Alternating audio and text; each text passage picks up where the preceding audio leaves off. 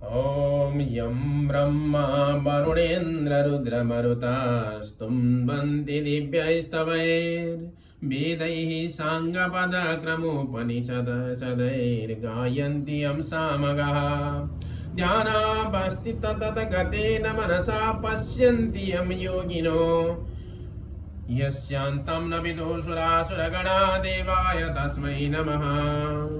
श्रीमच्चन्दनचर्चितो जलबभू शुक्लाम्बरा मल्लिका मालालङ्कृतकुण्डला प्रविलसन् मुक्तावली शोभिता सर्वज्ञाननिदानपुस्तकधरा रुद्राक्षमालाकरा वाग्देवी वदनाम्बुजे वसतु मे त्रैलोक्यमाता चिरम् मुखं करोति वाचा लङ्घपङ्गु लङ्घयते गिरिं यत्कृपातमहं वन्दे परमानन्दमाधवं। नमो भगवते तस्मै व्यासाय मिततेजसे यस्य प्रसादात् वक्ष्यामि नारायणकथामिमां। नारायणं नमस्कृत्य नरं चैव नरोत्तमं देवीं सरस्वतीं व्यासां ततो जयमुदीरयेत्। ध्यानार्थे पुष्पं तिलकं समर्पयामि स्वस्थानी देव्यै नमः।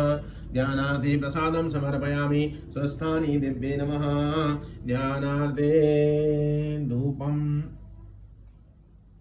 समर्पयामि। ॐ मनस्भद्रसद्भूतो गन्धाढ्यो गन्ध उत्तमः अग्र्यः सर्वदेवानां धूपोऽयं प्रतिगृह्यताम्। ॐ कर्दमेन प्रजाभूता मयि सम्भव कर्दम श्रेयं वासय मे कुले मातरं पद्ममालिनीं धूपमाग्रमें धूपं समर्पयामि स्वस्थानी देव्यै नमो नमः। प्रत्यक्ष दीपं दर्शयामि स्वस्थानी देव्यै नमः। विशेष पञ्चभुजां समर्पयामि स्वस्थानी देव्यै नमो नमः। ॐ स्वस्थानी देव्यै नमो नमः।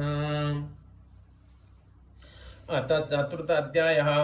कुमारजी आज्ञा गर्नुहुन्छ है अगस्त्य मुनि। त्यसपछि कन्यादान लिने दिन आयो र महादेव आउनुहोला भन्ने विचार गर्दै विष्णु दक्ष प्रजापतिको घर पुग्नुभयो।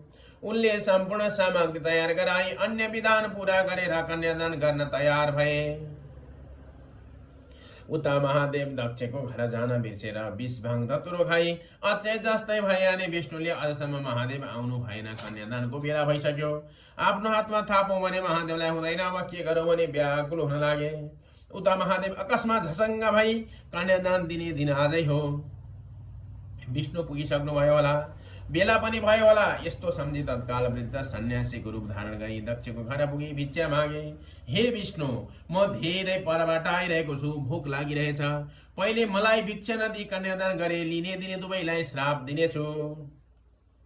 सन्यासी महादेवको यस्तो वचन सुने विष्णु भन्नुहुन्छ, हे भिक्षुक, लग्नको समय बित्न लाग्यो। कन्यादान भइसकेपछि भिक्षा दिएर सन्तुष्ट गराउँला। अहिले म बसेको ठाउँमा आएर बस भनी आफू बसेकै सिंहासनको छेउमा बसाउनु भयो।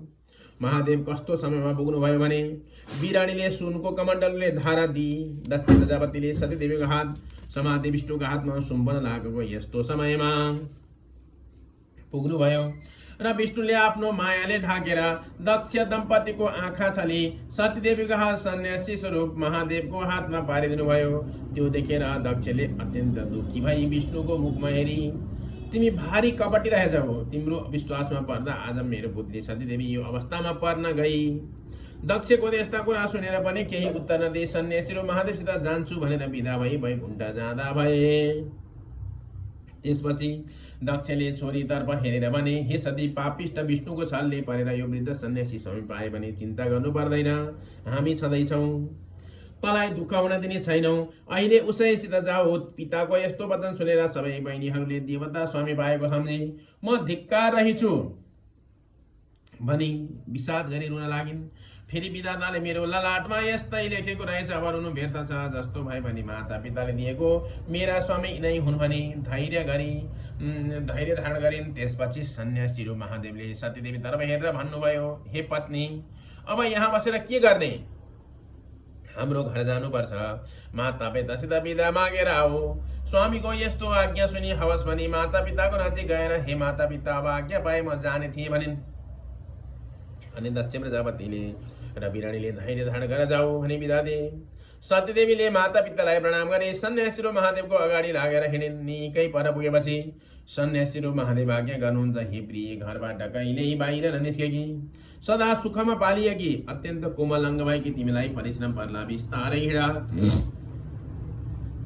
पतिको मधुर वचन सुनेर सतीदेवी भन्न लागिन्, हे स्वामी, म त हिँड्न सक्दछु, हजुरको वृद्ध अवस्था छ, परिश्रम पर्ला, बिस्तारै हिँडिबक्सियोस्। यस्ता किसिमका अनेक कुरा गर्दै थिए। सतीदेवीले आफ्ना स्वामीको वृद्ध अवस्था देखि, यी वृद्ध अवस्थामा छन्, म युवती, मेरा स्वामीलाई कसैले केही गरी मेरो अपहरण गर्नेको हो कि भन्ने चिन्ता गर्दै एकछिन पनि नछाडी पछि लागेर गइन्। कैलाशमा पुगेर महादेवले सतीदेवीको चरित्र हेर्नका लागि कैलाशकै टाकुरामा एउटा खरको झुपडी उत्पन्न गरी, हे स्त्री, हाम्रो घर त्यही हो, आइपुग्यो भन्दै औँलाले देखाए। अनि अब तिमी घरभित्र जाऊ, भोक प्यास हुने लाग्यो होला, जे छ झिकेर खाऊ, मलाई परिश्रम भयो, म एकछिन सुत्दछु भने विश्वाङ र तुरो खाई बाहिरै सुत्नुभयो। सतीदेवीले त्यो खरको झुप्रोदेखि आफ्ना पिताको घर सम्झेर त्यस्तो सुवर्णको घरमा बसेकी मलाई यस्तो खरको झुपडीमा बस्नु पर्यो भनी मनमा विषाद गरी आँखाबाट आँसुको धारा बगाइन्। फेरि मेरो कर्मले यस्तै पारी ल्यायो, के गरौँ भनी मन बुझाइन् र पछ्यौरीले आँसु पुछी घरभित्र बसिने हेर्दा त सबै ठाउँमा माकुराको झालो र कसिङ्गर मात्रै देखिन्। अनि कुचुले माकुराको झालो फाली राम्रोसित बढाएर सफा पारिन्। अनि स्वामी जागा भएपछि के खान दिने भनेर भण्डारमा हेर्न पुगिन्, तर त्यहाँ केही पनि फेला पार्न सकेनन् र मनमा विषाद गरी महादेव सुतेको स्थानमा गई खुट्टा मुनि बसिरहिन्। 4 दिन भएपछि महादेव जागा हुनुभयो र सतीदेवीको मुखमा हेरी, हे पापिनी स्त्री, मलाई बाहिर एक्लै सुताई आफू भित्र सुतिस्। त्यसो गरे पनि के तँलाई खानु पर्दैन थियो? केही खाइस् कि खाएकी छैनस् भन्दै अनेक तरहले रिसाउन लागेको देखि हँस्याइलो मुख गरी स्वामीको मुखमा हेरी, हे स्वामी, हजुरलाई गहिरो निद्रा परेको देखि जागा गराउन सकिन र म सुतेको पनि छैन, यही बसिरहेकी छु। मैले त भण्डारमा जे भएको खाइसके, अब हजुर के खानुहुन्छ भनिन्।